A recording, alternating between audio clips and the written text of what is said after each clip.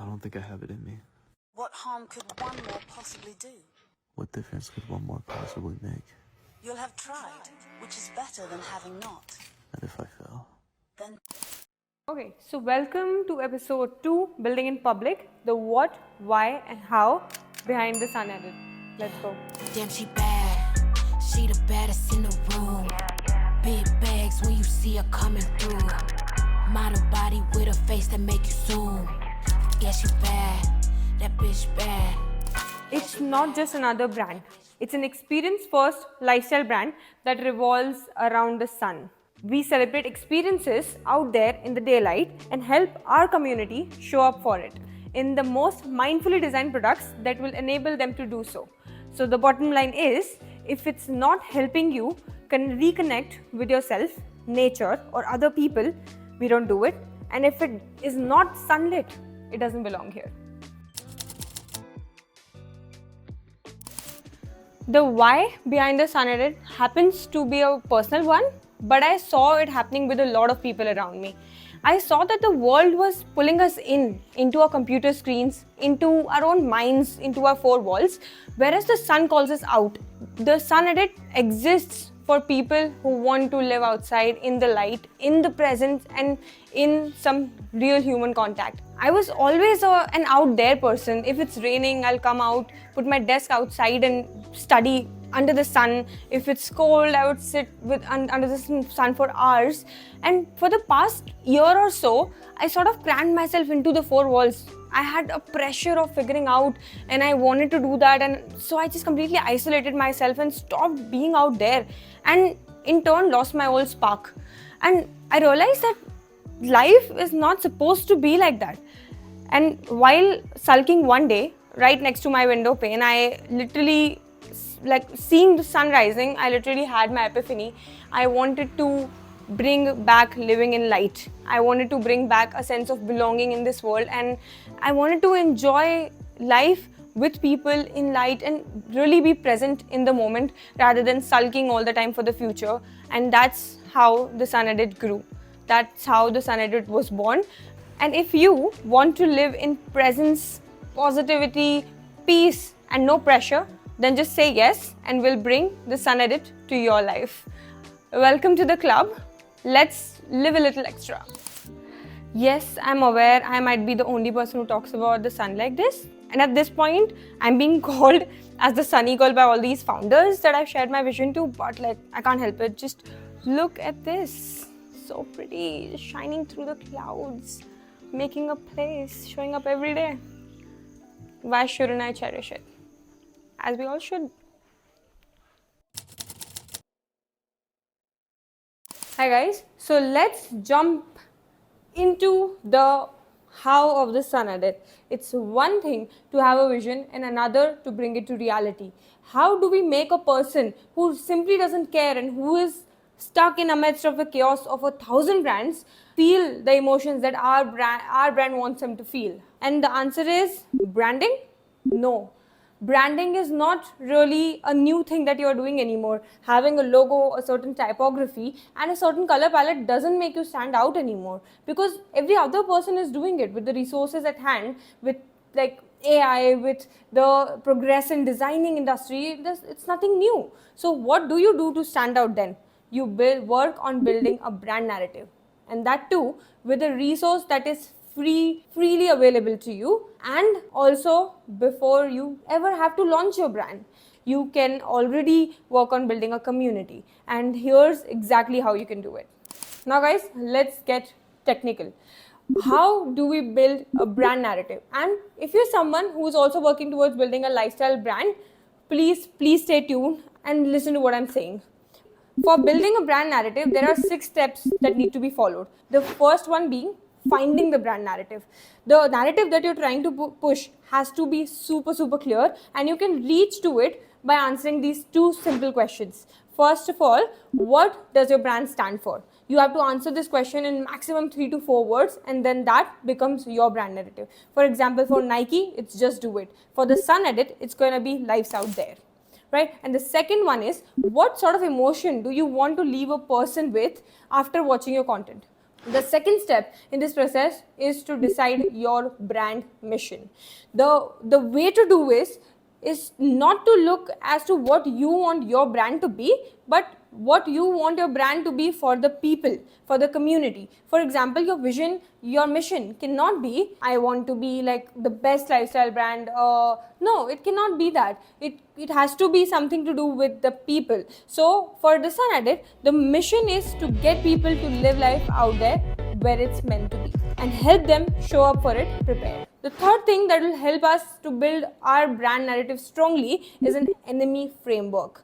So basically, here we are getting our people and our army to rally behind us against a common enemy. And while doing content marketing, you actively go against these enemies to strengthen your narrative. For finding out who the enemy of your brand could be, you could go about in like 3 to 4 directions, right? It could either be an action, it could either be a product, it could be a corporation, or it could be a version of you, right? So for example, for the Sun Edit, the enemy is an action, being staying in all the time, a product being like screens or phones or your home's four walls, or a version of you which is stuck, right? Because we want to be out there, we want to live life a little more, right? So this is how you sort of use that enemy framework to strengthen your brand narrative while doing content marketing. Now the fourth and a really important one is to have characters. Products are just products until someone uses them. A lifestyle is an imagination until someone lives it, right? So these characters could be your founders, your employees, your some influencers that rally behind your cause, an influencer who lives life the way you are preaching it to be, right? So that could be a character that you could be using across your social media to push your narrative. Now the fifth one is to have pillars. Now each and every content piece that you create must land into one of the pillars that you have determined for your brand. Now the pillars could be something like you are either trying to build an aspiration, you are trying to be authentic, you're trying to be relatable, or you're trying to inspire people, right? So all of your content has to land in between these 5 pillars. The sixth and the most important step to building your brand narrative is through creating social series of sorts. It's literally like you've created a reality TV show where you are using social series and repeating it each and every week to sort of build that narrative into your consumer's head on its own. Like for example, the Sun Edit is first of all building in public. So we are connecting to our community on a very raw and authentic basis. It will land under the authenticity pillar of things.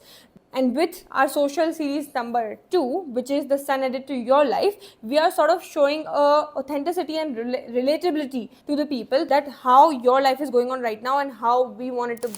And just by the way, don't get me wrong here, no brand can just do crazy good by just building and working on their brand narrative.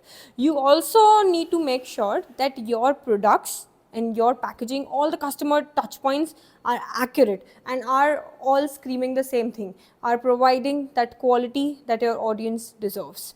So yeah, that's all about what's been going on right now, and I'll also show you what's been going for the past 2 weeks for the Sun Edit. How's the work been going on, how's the product coming about. So let's get into it. They act like they ain't know. Guess I gotta hit them with an update. I've been getting to it when I'm up late. Hit it when you went the front gate. They act like they ain't know. Hold up. Guess I gotta hit them with the update. Really with it, I ain't got a pump fake. Killer flow and hit them with the one take. Act like they ain't know. Guess I gotta hit them with the update. I've been getting to it when I'm up late. Yes, sir. Hit it when you at the front gate. Act like they ain't know. Guess I gotta hit them with the update. Because the weather is genuinely superb, I have moved my workplace to here. I'm going to be working from outside because life's out there and you just gotta take it all in, have it motivate you and keep the work going. Yeah, so after getting all the structure sorted for my brand new launch on the 30th September, I am now taking care of each and every task that I am supposed to do. Currently, I'm gonna work on designing my clothes. I did already get done with one. There are 5 to 6 SKUs left to be designed, which I'm sort of working on. And I, side by side, I'm also working on finding the manufacturers. I'm getting in talks with them and collecting data regarding the MOQs, the sampling costs, and the production timelines that these guys have. So yeah, let's get into it. Hey guys, I am behind the camera for once. I'll just be showing you how my design process has worked in using AI and how I've sort of come around with like starting from just a sketch. So basically, while I had asked for a few pilot runs from a few fashion designers, they had sent me sketches like these, right? And then I was like, okay, this is not something that I was looking for, but let's convert it to an AI sketch, and then have it convert to an AI model, like a real life model wearing that dress. So I gave it a little bit of a prompt of making it, the dress trendy and as per the trend, and it changed the design completely to this, right? And then I sort of wanted it to improve upon the designs because I did not like the ends of it, so then it improved like this. Then I gave it a bit of a resource like a skirt that I really liked.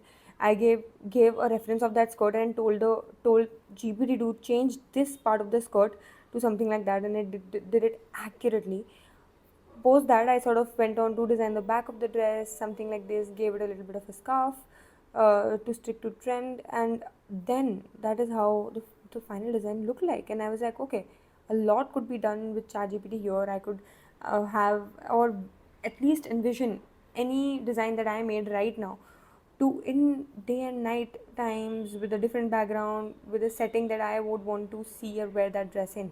So I mean that's damn crazy. And also it was able to make like tech packs and shit. Was also able to make tech sketches which are required for bringing the outfit to life. So I think overall AI is super valuable if you know just how to use it and use it right.